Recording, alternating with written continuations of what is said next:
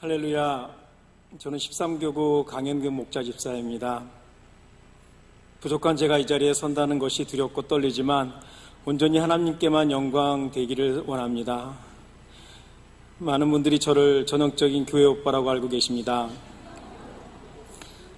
장로님 가정에서 태어나 모태신앙으로 평탄한 삶을 살아왔으리라고 생각하십니다.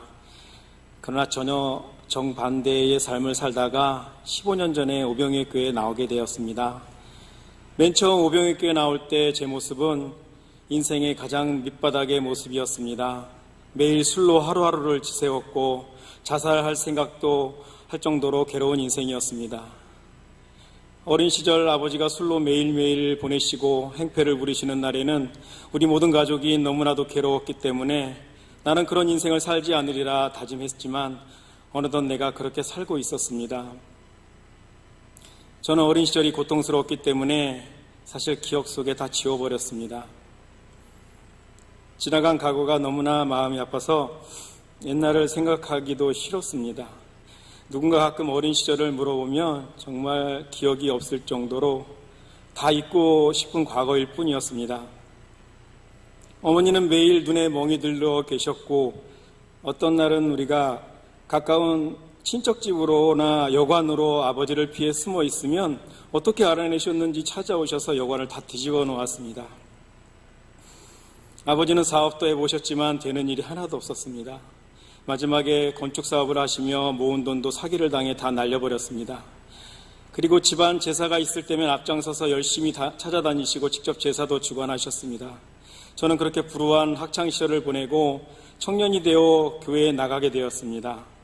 교회는 마치 저의 피난처 같았습니다. 사는 것이 너무나도 힘들었는데 오아시스를 만난 기분이었습니다. 감정적인 믿음이었지만 청년부 활동을 열심히 하고 방언도 받게 되었습니다. 그리고 신학도 하고 싶었지만 아버지의 반대로 뜻을 이루지 못했습니다. 그랬던 제가 직장 생활을 하고 지금의 아내인 김현주 집사를 만나면서 교회와는 점점 멀어졌습니다.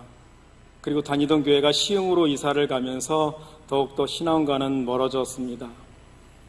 사실 젊은 시절 김현주 집사와 사귀고 싶어서 기도원까지 들어가 기도도 하였습니다.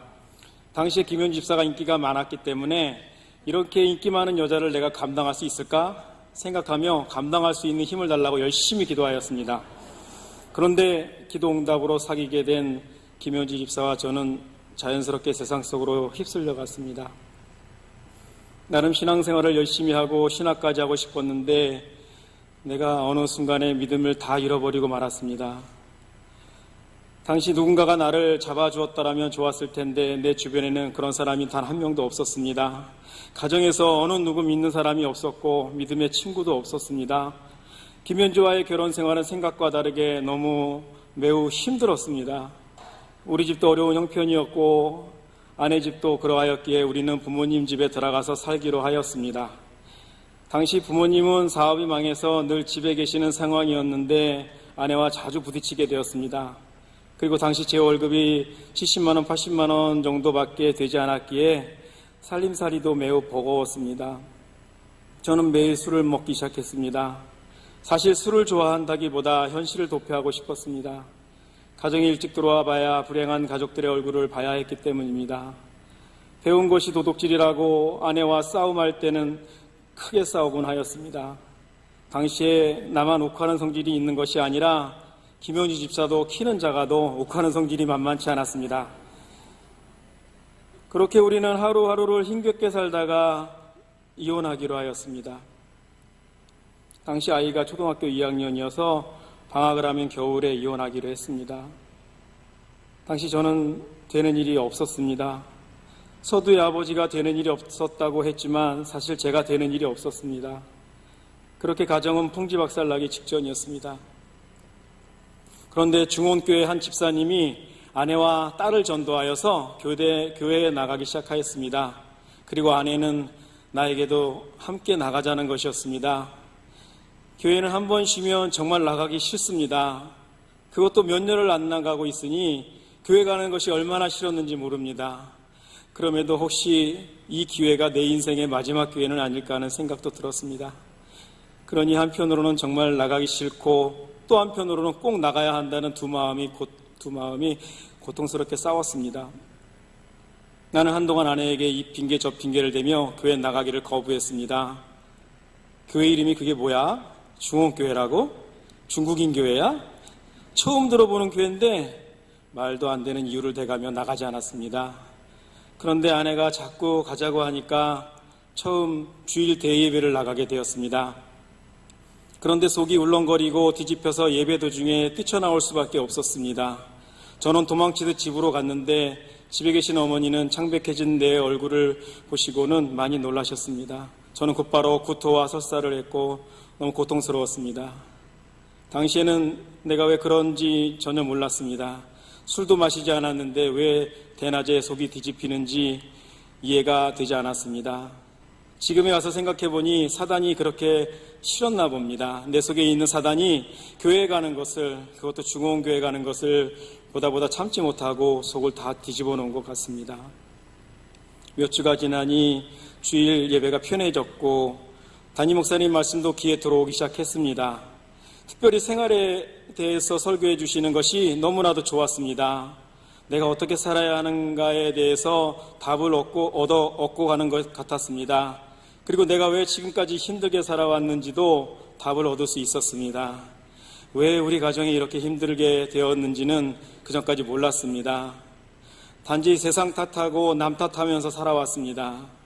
그런데 내가 하나님을 떠나서 고난이 찾아왔고 사단이 우리 가정을 완전히 짓누르고 있었다는 것을 알게 되었습니다.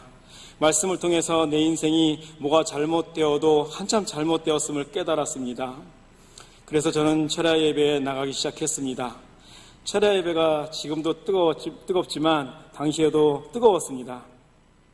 이때 회개가 터지기 시작했습니다.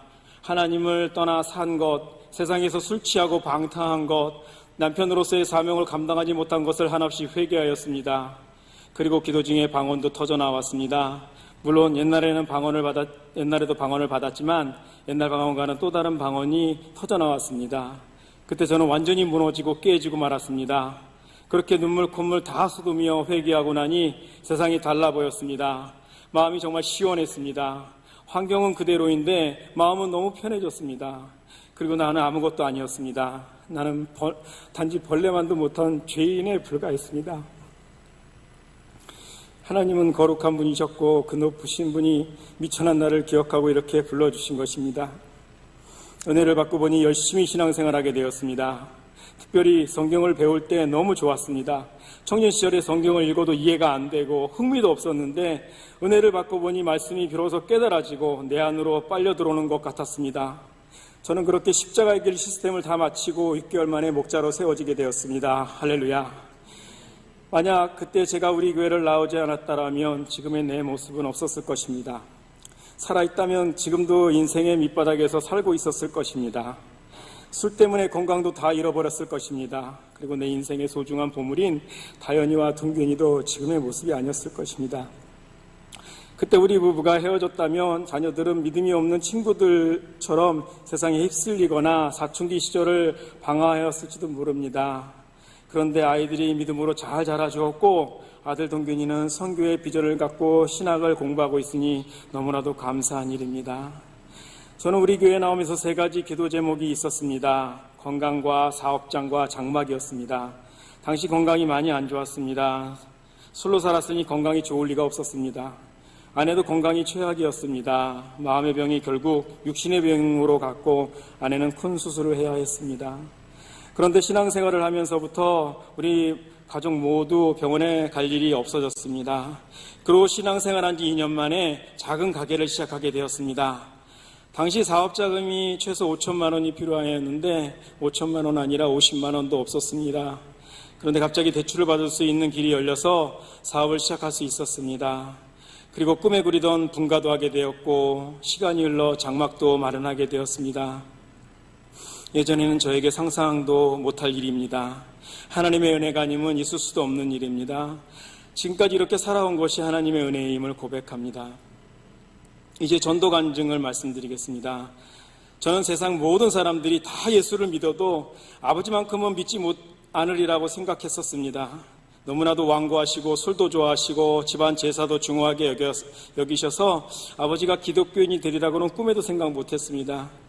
그런데 저는 신앙생활을 하면서 아버지를 용서하고 싶다고 많이 기도하였습니다. 그렇게 싫은 아버지였는데 신기하게도 어느 순간부터 불쌍히 여겨지고 용서가 되었습니다. 그리고 아버지의 구원을 놓고 기도하기 시작하였습니다.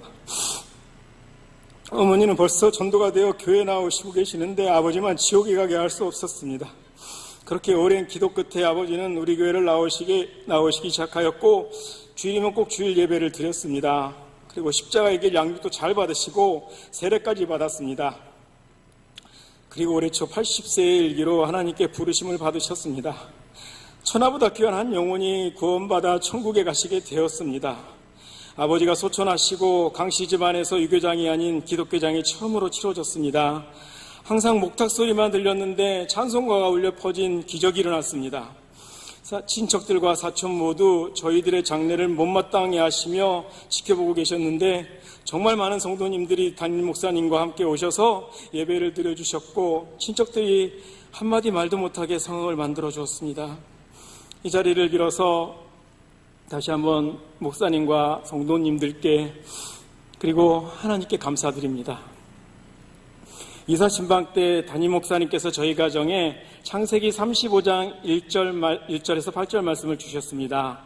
야곱이 모든 이방 신상들과 기고리들을 상수리 나무 아래 묻고 베델로 올라갔는데 그 가는 길에 주변 사람들을 하나님이 크게 두렵게 하셔서 야곱을 공격하지 못하게 하셨다는 말씀이었습니다. 이 말씀이 꼭 우상 숭배가 가득한 우리 가정에 주신 말씀 같았습니다. 그래서 늘 이 말씀을 마음에 품고 기도하였습니다. 하나님은 이 말씀대로 행하신 것입니다. 그리고 지금은 제사에 목숨 걸었던 동생네 가정도 우리 집에 모여서 추도 예배를 함께 드리고 있습니다. 이것은 우리에게 기적과 같은 일입니다. 말씀대로 행하시는 놀라운 하나님의 은혜입니다.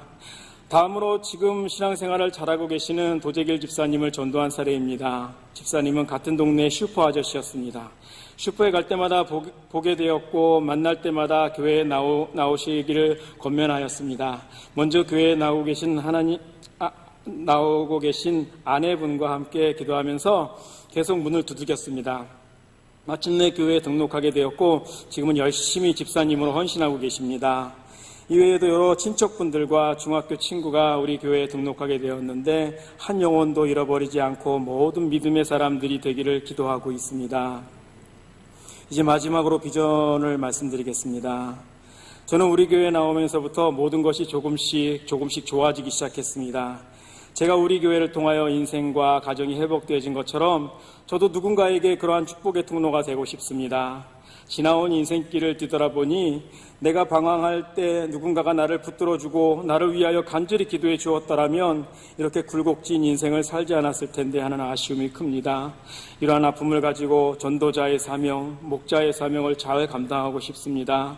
누군가의 기도와 헌신이 필요한 곳에 제가 꼭 쓰임받고 싶습니다.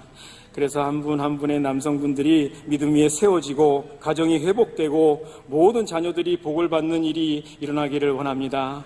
이 일에 쓰임받는 충성스러운 일꾼이 되기를 힘쓰고 기도하겠습니다. 마지막으로 15년 전 겨울이 되기 전에 집을 나가지 않고 끝까지 참고 버텨준 아내에게 감사의 마음을 전합니다. 그리고 나를 교회에 인도해 주어서 참으로 감사합니다. 특별히 내 영혼과 가정을 살리는 마음을 전해주신 담임 목사님께도 진심으로 감사드립니다.